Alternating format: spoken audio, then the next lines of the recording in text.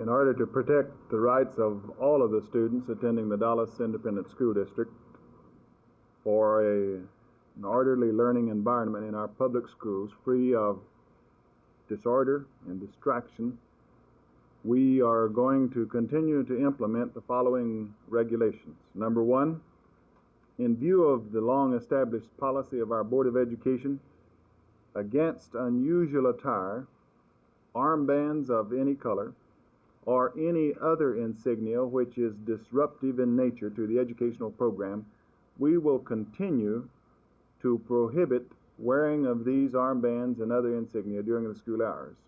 Secondly, students wearing any kind of unusual attire or armbands will be requested to remove them.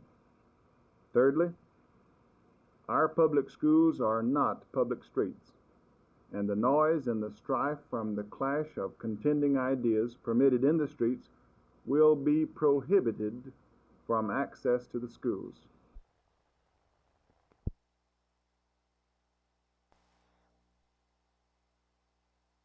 Because of my interest in young people and in outstanding young men, it's particularly satisfying to me that the Junior Chamber of Commerce is the first organization to make this formal announcement.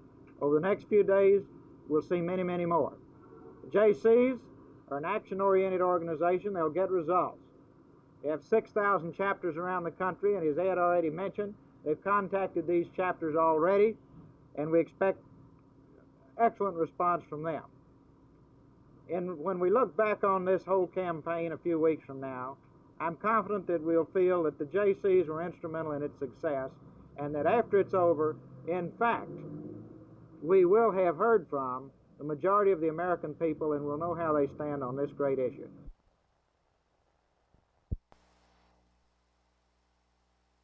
Last night, shortly before 10, Highway Patrolman Travis Locker, age 37, was making a routine patrol on a highway near here. He stopped a car on a traffic violation. An argument ensued, and Patrolman Locker was shot in the back. 2 of the 3 suspects that were in that car were wounded. 1 was taken to Parkland Hospital, and 2 suspects are still now being sought. 2 hitchhiking soldiers were in the car at the time of the shooting, and they tried to help the dying officer. They are now in custody as material witnesses and are being held without questioning by the news media. I talked with Captain Hugh Shaw about the status of the manhunt at this time. We still have many officers in the area. They are searching a wider area at this time. We have many state and local officers still on foot, many in automobiles. We will continue the search throughout the night. We have new units coming in replacing some who have been working since last night. We will have a great number of units, a great number of men continue to search throughout the area again throughout the night. How many men do we have out here at the present time? At the present time, we should have at least 100 officers in the area working. Now, what do you expect to find any new clues tonight or later on today? As far as clues concerned, it's hard to tell. The main thing we'll be doing tonight is running down all leads. This is something we must do. If we pass one up, it might be the one we're looking for. All through the day, numerous sightings have been reported, but no suspects have been found. And as the day wears on and the sun gets lower in the horizon, the killers are still at large. The gap widens, the reported sightings are dwindling, and the chance of the 2 killers being found in this area gets smaller and smaller all the time. This is Carl Mayo for Channel 8 News in Waxahachie.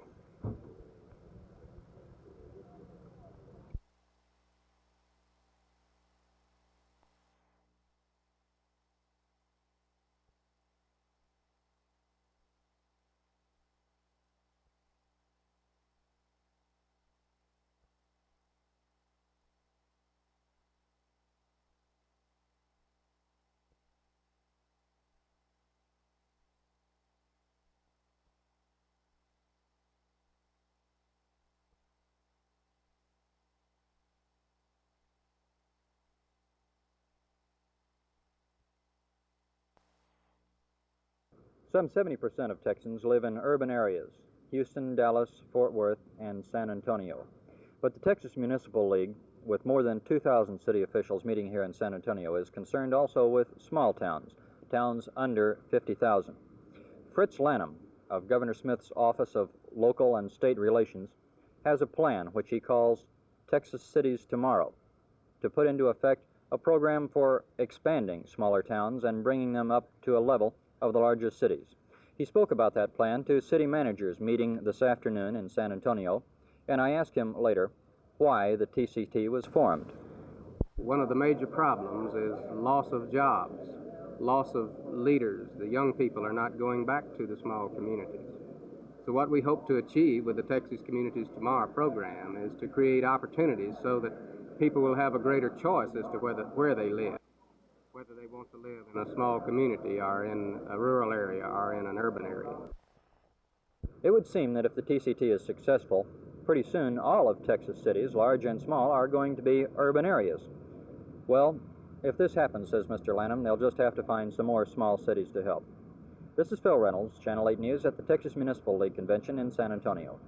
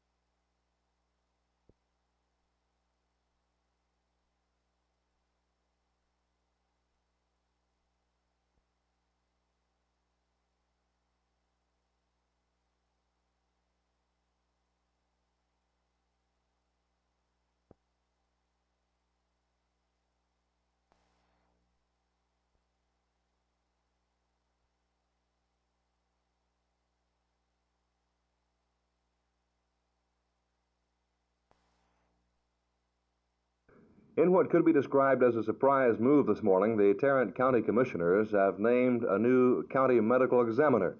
The issue came to a head after some open debate, and that debate could bear explaining from the county judge. Judge Green, how did this new naming come about this morning? Dr. Feliks Gwozdz has in fact been the medical examiner for Tarrant County over a period of years, and it became apparent that unless he were named officially as our county medical examiner, that we would have another one. And much of the testimony that we had today was to the effect that he is probably one of the outstanding medical examiners in the United States. Well, it was obvious this morning in the meeting to those who were in attendance that there was some, if not personal, political undertones to the move. How did they affect the final outcome?